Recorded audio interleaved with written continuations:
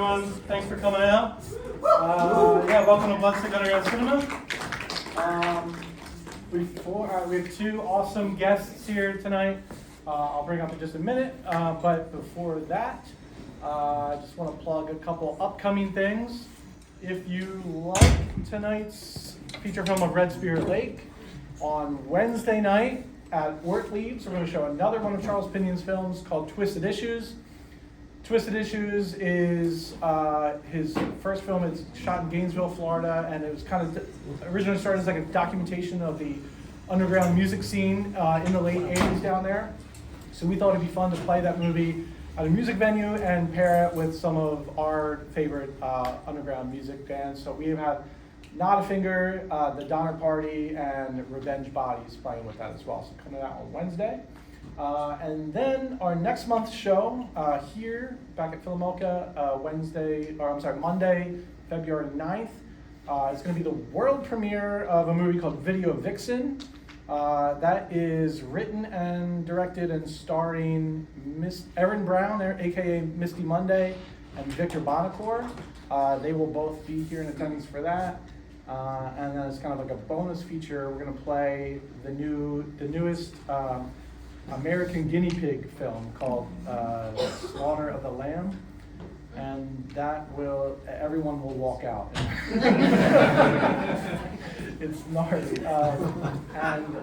So Victor, who directed Video Vixen, along with Erin Brown, edited that film, so is the tie-in for that. And then there's a great musician from New Jersey named Mike Hunchback.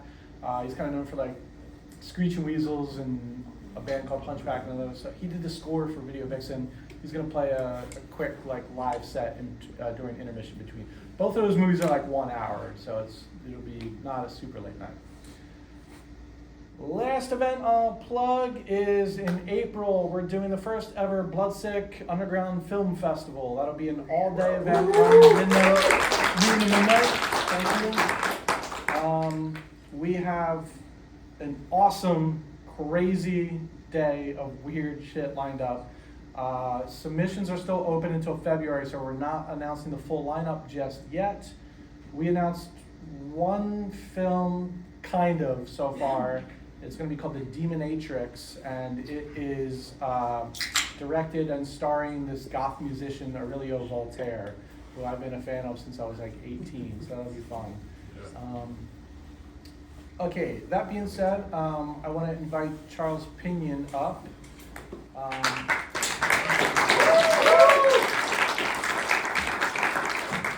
First of all, Charles flew in from LA to do this fucking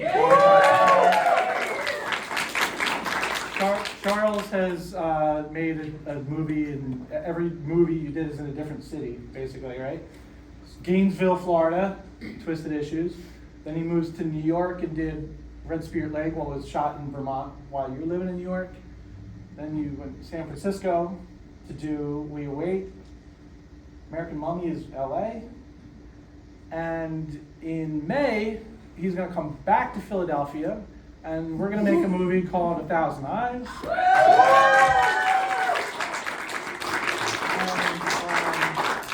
There it is. So, I've been a huge fan of Charles for many, many years now, so it's super awesome that I get to produce a movie that he wrote back in '96. He'll be directing, and a lot of people that are here tonight are going to be in that movie. Yay! So if you like Bloodstick movies, you're going to see a lot of Bloodstick regulars in that film. We start tomorrow is our first table read with all the cast. And it's really exciting. Also, the city of Philadelphia gave me a grant for $1,000 to put towards my next feature. This will be and that's really, really exciting. We're going to shoot this movie for probably like $4,000 or $5,000. It's going to be a cheap, low budget, great movie. And we're looking for help. If anyone wants a producer credit, we're going to start selling those probably in like a week or two. And it'll be a lot of fun. And so tonight we'll watch Red Spirit Lake. And you want to add to that, Mr. Charles? I apologize in advance. For Rescue Lake. Fun. Yeah, it's a very fun, fucked up movie. Oh, it's fun. And the kind of like the tie-in for tonight is, he was living in New York and got associated with the cinema of transgression, and people like Richard Kern, who were in the film, and Kendra.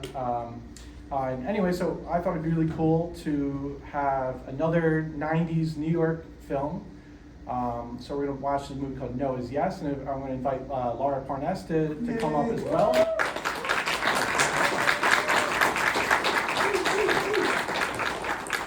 So the tagline that stood out for me was when fashion and transgression collide, and I thought two New York movies, transgression is a great pairing. And you guys worked with a lot of the same people over the years, and this is also 97. Right.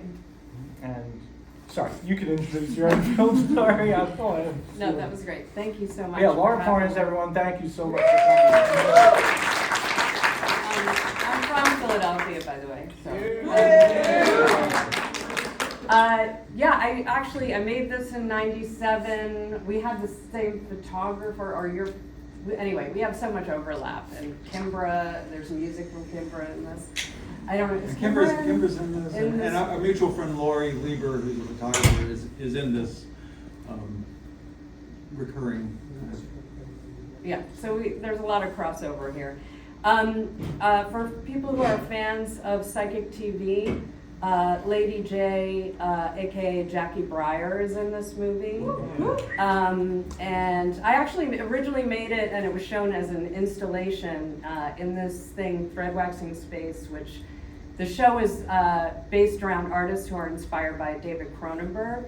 And so it was shown with like a bunch of Cronenberg props, and it had its own room, and you could enter into it, and it was like you were in Tess and Tori's teenage room. I don't know that it needs much more than that. It's two teenage girls who accidentally kill and mutilate their favorite rock star. So we're gonna watch the trailer for next month's show, Video Vixen. Then we'll go right into No Is Yes, and then we're gonna have Laura back up for a Q&A, and then we'll watch Red Spirit Lake and do the same thing with Charles. So stick around. Thanks, guys.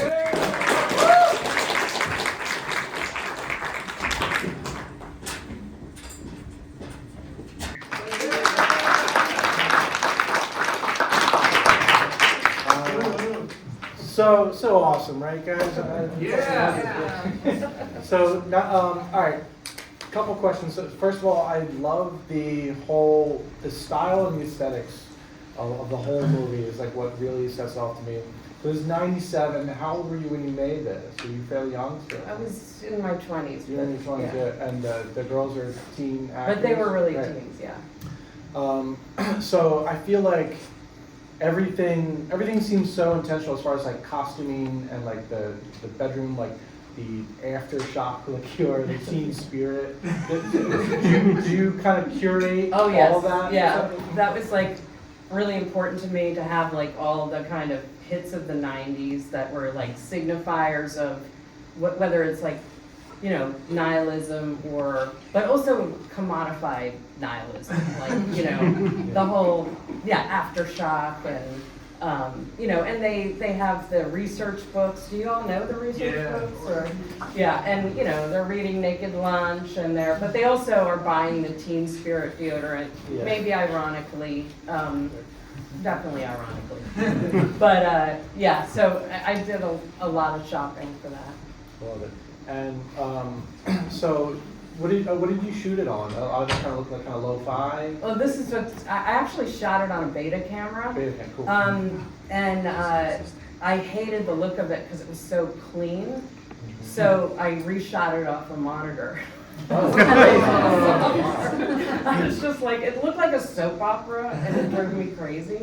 And then, sometimes I made it even funkier, like blurring it a little in the monitor or blurring it in the camera, when they're supposed to be really high, because I just thought it matched the Look angel better. scenes and like the hacking. Which, by the way, the biggest hacksaw I've ever seen. I'm trying to remember like where that saw came from. I'm not sure. And why they had it. Was that? Why it was on the wall. And why it was on the wall? Well, you know, Jackie might have that, I guess.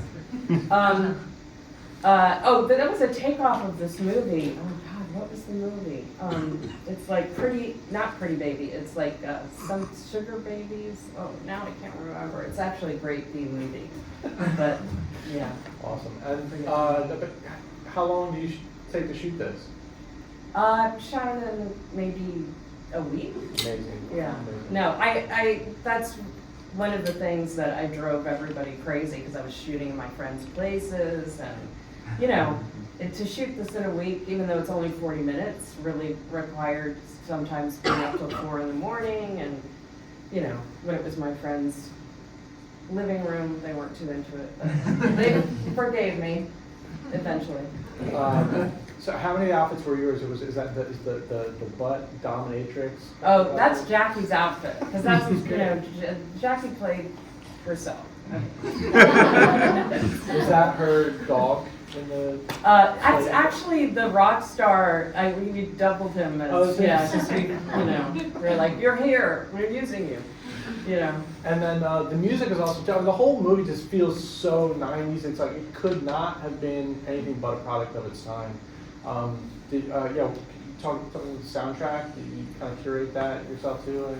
Yeah, it's funny because I did a lot of sound work when I realized like every piece I made before this is in here. So it's like I did this sound piece, do you want it, take it, and that's in there, and you know, so I have a bunch of things that I made.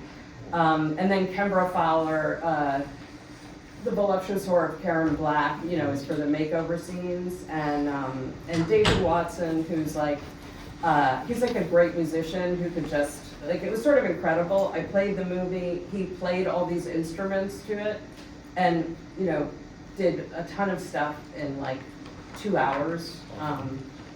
Yeah, who else was in that? And the rock star, actually, that was his song that it opens with. Oh, wow. Like, so he was really, you know, he's like a sound designer, but Cool. yeah, at the time He was. looks very much like a 90s transgressive drum sheet or something. Yeah, It was yeah, perfect.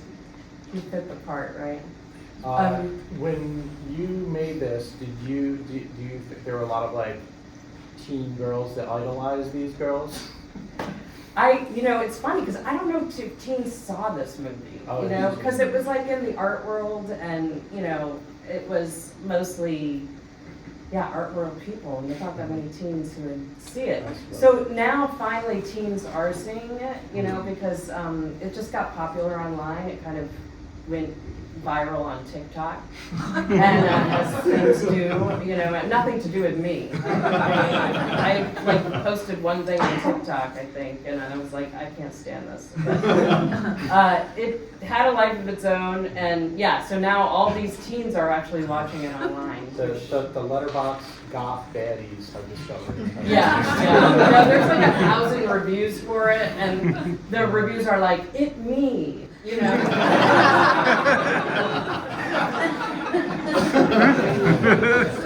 So it's nice that it's found this other audience. Any questions from the audience? Yes. What's your favorite TikTok or letterbox review about the movie? Oh, about the movie? Yeah, what's your favorite review or TikTok? About Actually, you wrote a really good one. That was a good one. I get a new like for that, for my letterbox review of this, I bet like once a week. It's my most liked letterbox review I've ever written. It's funny, he wrote something about like, it feels like it's really from the viewpoint of those teen girls. If I were to guess, if I never met your name, I would be like, this was written and directed by a teen in the time, you know, like I would have thought, you know. That, I love Felt that. completely genuine to me. But the poetry, you know, she's a poet, and that is actually my stuff from when I was a teenager. So that's probably where the authenticity comes into play. Plus, I was not one to grow up quickly, so. Sure. Yes, so. you kind of like, this really actually made me long for like what it feels like to get ready and go out with your friend and try to like get the attention from someone that you're looking up to when you're that age, but also absolutely immediately reminded me of how naive and how like gross it ends up actually being when you're within it. Was there something that you were like particularly pulling from that like kind of made you make this film? There wasn't a specific incident, but you know, I knew a lot of musicians, and I actually, you know, I didn't have bad experiences with them, but you know, meeting them, it wasn't like I wanted to idolize them. They're very human, and there really were a lot of super sexist guys, and you know, that was generally very annoying. So, you know, but not a specific thing. The Jimmy Junk thing is from something specific. This guy tried to break into my place, and he was like at the window, and I'm like one of those, I'm like a chihuahua doesn't know their size, so I run up to the window and start beating on the window. And he ran away, and then I go out onto the roof, and I'm like, I see kids up on the roof. I'm like, who is that? And they're like, it was Jimmy Junk. I was like, okay, I'm using that. Was this in Philadelphia? No, this was in Brooklyn. I feel like it's a very Philadelphia kid thing to say. Yeah. Well, the math is very Philadelphia. Yeah, there's an overlap. At that time period, I'm sure everything's changed now. Any other questions? Cool. All right, well, thanks so much for being here, Laura. I really appreciate it.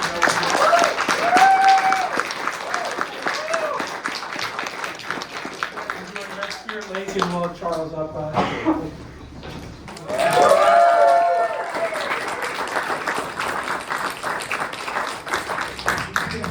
Where you at? You sick bastard. All right. Wow, Red Spirit Lake, awesome movie. Thank you. So, all right, your first movie, Twisted Issues, shoot in Florida in the '80s. It's a fun movie. It's live music. It's silly. There's blood still, but it's silly. You come to New York and then you make this mean-spirited, transgressive film. What happened? New York, I guess. Well, everything is a matter of who you're collaborating with, I think. So this was a collaboration with Annabelle, who starred in this. And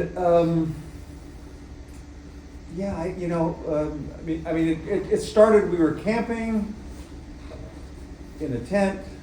I went for a little walk, I come back and lie down. She gets up and puts the rain fly on, and she comes back in and says, thanks.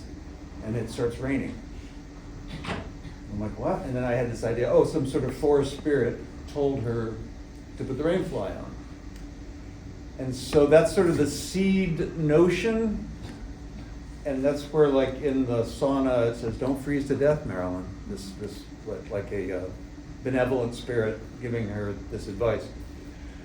So that's kind of the beginning of it, and much of my stuff just starts with sort of seed images, and that's where that started. And then on that same camping trip, we're walking along, and then suddenly Red Spirit Lake came to mind. We got a name, and then we just kind of wrote it tag team.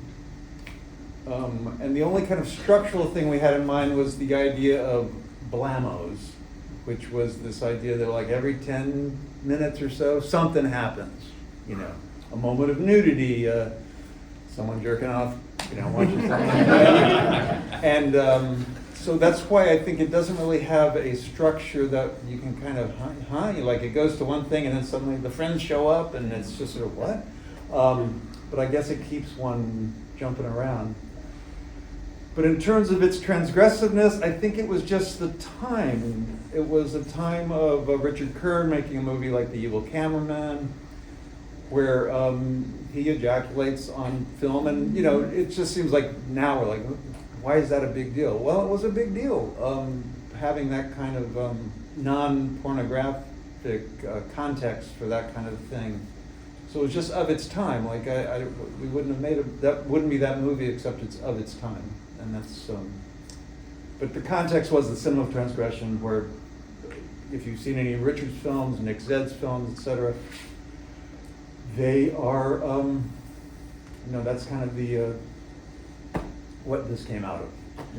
So you moved from Florida to New York, and I mean, it's like immediately you're like somehow part of the cinema transgression. You got Richard Kern and Annabelle and Kendra. How did you like fall into that whole pack? It didn't happen as fast as all that, but at the same time it did. I mean, when I got there, I started selling Twisted Issues, which I literally had just finished a month ago or prior to that, and started selling it. And Richard, Richard got a copy, and he wanted to trade tapes with me, which to me was like this dream because I had been exposed to Richard's stuff. Although actually I hadn't actually seen his movies, but I'd been reading about it in Film Thread. So I worked in a record store, and so was reading and Incredibly Strange Films and so on. The research you mentioned, Laura, research books and stuff. So I came sort of fully informed of the cinema of transgression, but I didn't really know anybody in the cinema of transgression until I met Richard because we traded tapes. And he's a charming, funny Southern accent guy, and I really liked Twisted Issues. Kept waiting for that dark-haired girl to take her top off. And then I chose as the trade submit to me now, and took it home, dropped acid, and watched it in my little apartment and on my little 12-inch TV, and was changed. And so, and then I started working at Screw Magazine anyway, and so between Richard and Richard's roommate was Annabelle. So through Richard I met Annabelle. And and then it just started like, because friends know friends and know friends, and suddenly it's a community of people interested in doing this sort of thing. Hey, you want to come up to snowy Vermont for a weekend or something? And so we shot it over several weekends, and then when everyone wasn't there, it was just me and her. And so many of the shots that are just her, we were the only people there. Many of the shots that are just me, I don't know if there are that many, but she shot, and so it rambles from here. Yeah, no, that's great. So speaking of Richard Kern, I feel like I heard this story where, okay, like you get him, and obviously you're just like, all right, well, you're gonna get ass fisted in this movie, right? And I heard there was some sort of trade-off when you were in a Richard Kern film. This is the thing. There's a movie called The Bitches that Richard directed, and it's me and Annabelle and Linda Serbu. This sort of threesome, but it's almost like a reel, kind of silly, and but originally he shot it, he finished, and it finished with just us, the three of us making out, and that was it. Go to black. Showed it at this screening in Brooklyn. Other stuff was playing, and I think Michelle Handelman had something there as well. And so then we made Red Spirit Lake, or at least we shot that part of Red Spirit Lake. Some time passed, and Richard calls up and says, I want to, I want to finish The Bitches. It's not finished, And so then he added a similar comeuppance, not quite as brutal, but and more funny really for The Bitches. So that's kind of how it went, but it really was born of. So what happens to you in The Bitches then? You need to find that. You'll never forget it, which I'm sorry for. But what really was happening though, research had put out a book called Angry Women, which had Karen Finley, Lydia Lunch, forget who else, but a bunch of writing by women. And I just recall this one conversation Richard and I had ambling across Manhattan, it took probably a 30-minute just walking and chatting. and both of us kind of recognizing, because Angry Women had kind of just come out, and we were reading, you know, that this transgressive thing, we need to push it further, but also reverse the gaze a bit. I mean, we were aware of this context, and this kind of bubbling context of, you know, we need to do something else. So I do believe that played into both of these movies, being as they are, and a little men being more subjugated in some respects and stuff like that. So I love the acting, right? You're amazing in it. Some parts are just comically overacted. I love it. And then what I really want to know is how many takes do you do for your cum shot scene? One and done. One and done. Did you write that, or did Annabelle?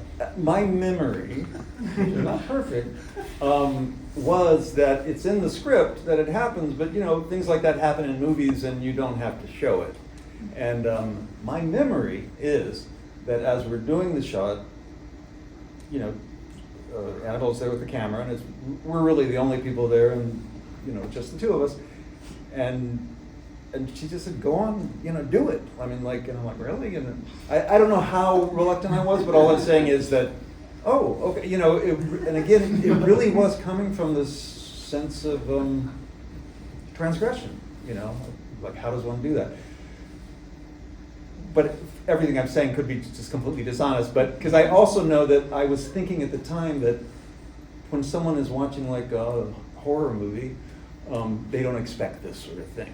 And so that was part of the sort of a punk rock pugnacity, if you will, that, you know, you thought you were going to just settle into a horror movie or something, and that, you know, like what, you know, and you know, I envisioned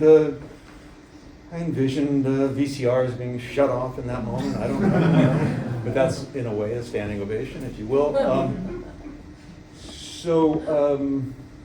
And I liken it, if you've ever seen the movie Necromantic, I liken it to the moment in Necromantic where a live bunny is hopping around all happy and stuff, and this guy kills it, skins it, and it's so upsetting, but it makes the fake necromancy and also, you know, more convincing, because you're already kind of in a state of shock, and I do know that I was thinking of that in the effectiveness of having a surprising thing. Because then every other bit of brutality and abuse and fake sex or whatever would feel more real, because there was this one real moment. And also, I wasn't exploiting anyone but me.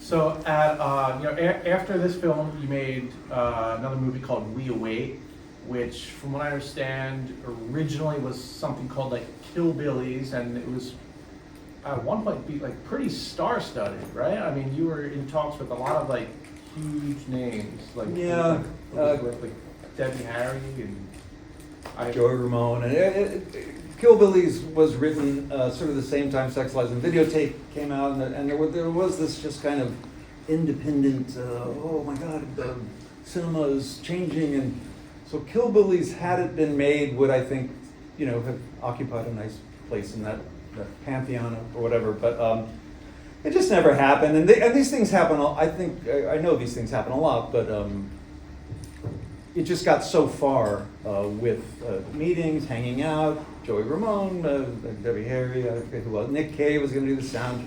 You know, it's just, you know people who know people, and then suddenly you're talking to, you know, I don't know, I'm drawing a blank now. Willem Dafoe wanted to be in it because there's this, there's a giant Jesus in it, and he'd recently done, you know, Last Temptation. Thank you, Scorsese film, and I think he just kind of wanted to, you know, fuck that.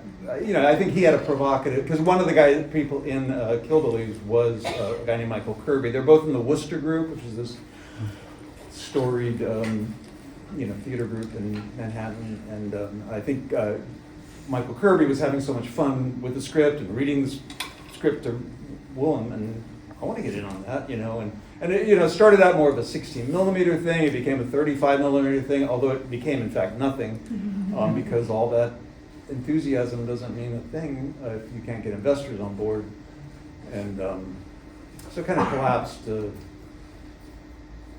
kind of faded into the. But then We Wait happens, it's another awesome shot on video thing, and then at some point you're working with other directors, and next thing you know you're shooting porn and faking your own death to get out of it.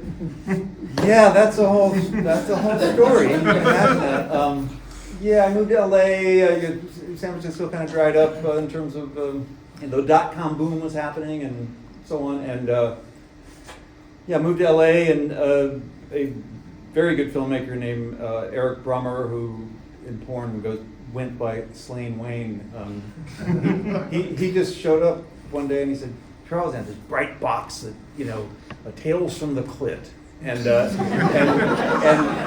he was this underground filmmaker who, he did a movie called Debbie Does Damnation, which also wasn't hardcore. Fantastic.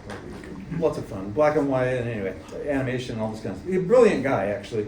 And he says, Charles, I did this. I should introduce you to the guys who I did this for, and again, just like, and it was paid. And you just have to understand is one didn't expect to get paid for anything we were doing as underground artists, and so that became a, and the person who hired me, he said, look, and he saw my movies and he was like, great. And he wanted weird transgressive stuff. And he just said, look, you can tell any story you want. It just has to have 5 fuck scenes. And, okay, well, I'll try that. And so I made a couple movies. One was called Cornhole Armageddon, which I'm proud of the title of it. And then I just it became too. With AIDS and stuff, and the people I was working with and for, weren't being respectful of that whole AIDS stuff and testing and anyway, I found myself in this moral. But meanwhile, though the movies I was making, I made 2 features: Archer's Last Day and Cornhole Armageddon. The reviews, I suddenly like, oh my God, I'm going to be a successful porn director. Like, seriously. And I had this image of me at the AVN Awards in Vegas, which is a big deal, showing up, on, accepting my award, wearing a gold lame tux. And I said, I'm going to have the shiniest tux in hell. And anyway, I after some really disturbing stuff that I just didn't want to deal with anymore, I went to the website of this, at the time it was pre-social media, but this website that was devoted to porn, who's, whatever. Nasty people. But I wrote this, I just delivered this thing, porn director found dead in pool. And I wrote this long thing about, and my name as a porn director was Charlie Crow, and Charlie Crow, blah, blah, blah, blah, blah. It's kind of a nice write-up, actually. This now dead guy, tragically dead guy. But I was also living in LA in the building that William Holden lives in at the beginning of Sunset Boulevard. And so that was my connection to being dead in a pool, except the pool was in the San Fernando Valley, and anyway, I just constructed this whole thing, and then got in my car and went camping for like several weeks, and I owed them some product, they owed me some money, and I just said, look guys, my severance pay to you is the $3,000 you owe me, or whatever, and that's what happened. Any questions from you guys? Yes, sir. You worked at Screw Magazine. I did. Do you have any Al Goldstein stories? Oh, Goldstein, quite a character. John Walsh, who co-wrote Kill Billies with me, he worked there, the late John Walsh, unfortunately. Al was this big, barreling down the hallway, and John's like, "Move it, lard ass!" And some other employee was like, "Well, you must not like your job." And John's like, "One thing about a shitty job, you can always get another one." But that's more a story about John. I don't really have any stories about it. I mean, Al Goldstein, the movie about Larry Flint, some of the stuff that's attributed to Larry Flint was Al. But they just, I think you couldn't introduce Al into a movie about anyone really, because it would suddenly become about Al. But Al was this larger than life figure. Yeah, I don't really have any specific, I managed to not deal with Al too much. But we'd be sitting around but we'd have these lavish employee meals, for Christmas or whatever, and I was sitting right across from Al, and this guy, he doesn't say a thing. He probably gets more pussy than all of us. That's the way Al talked. I mean, Al was just like this very crude guy. Any other questions? How did you decide to shoot on in Vermont? Beg your pardon? Was there any inspiration for shooting in Vermont? How did you go about deciding? In Vermont? Yeah. We had access to Annabelle's mom's place. I mean, you can't beat it, It's like, I mean, we go there just to hang out or whatever, and I go, how to make a movie here, man? Anybody else? Yes. You've kind of made your own folklore film. I think rewatching it this time, it really stands out as something that is truly terrifying in that way. Was kind of your inspiration. Can you rephrase that? Yeah. So you're drawing a lot from different witchcraft things and also nature. I know you talked about the camping trip that you did and how that kind of rolled in over time, but what specifically from you were you thinking of when writing them? I mean, I would think drawing from movies, really. I mean, drawing from conventions, really, about witchcraft and I mean, but the power of the feminine. There was a lot of, we were dealing subtextually, overtly with each other. I mean, sometimes you find it as you're going. But I know at one point as we're writing, wow, this really is about men and women, but that definitely wasn't how we started it. We were like, this is sort of friendly ghosts, friendly nature spirits, and and some bad guys, and whatever. But then as it started tightening up with the script, we at one point were like, wow, this is really, which is wonderful to find those discoveries. But I wish I had more specific witchcrafty reference, or whatever. But it really, at least for me, I don't know what the fuck I'm doing until I'm sort of doing it, and then we just then the shape of the thing. I mean, I find that art in general, for me, my art, it kind of talks back as I'm working on it, and then it becomes this kind of conversation, and then if you got a collaborator, then it's actually more like 4 or 5 conversations going on, but the art having a very big part of asserting itself as well, because there it is suddenly, this notion or this symbol, but it's not like I'm not saying that it's not intention, but there's nothing. Often it's just not deliberate. It's just you just find it. Oh, that's what I'm doing. Did Josh, you have any question? Was that the same Bob Log who plays slide guitar with the gas mask and all that? I don't know. I mean, he does. He was in a band called Ass Baboons of Venus. Because he played here a few months ago. Is that right? Yeah. And that's so Bob Log. Somebody named Bob Long. Oh, I think that. For all I know, they saw this movie and came up with that's a funny name. I mean, it's so unique, Bob Long. And why would you call him that? He's only about 50 or 60, so I figure it would the timeline would line up. Yeah, for all I know, he could be absolutely brilliant guy. I mean, the great thing, and I just kind of reassert this, as I say this a lot, is finding people who are already ready-mades and super talented and have these unique traits. If you put them in your movie, much like the movie I'm hoping to make in May, they bring themselves to it and suddenly it becomes larger than what you've written. You know, the massage school yogi dude became so much more because Bob just brought so much more to it, you know. One more, did I see one back here? So, what choices were you guys making in production and post-production that led to it being very abrasive? Like, there's a very jagged editing, and some of the camera work, especially, can be really rough feeling almost. Was that intentional, or did it just kind of turn out that way? I mean, once you get into the editing stage, intention becomes much more, you know, part of it, because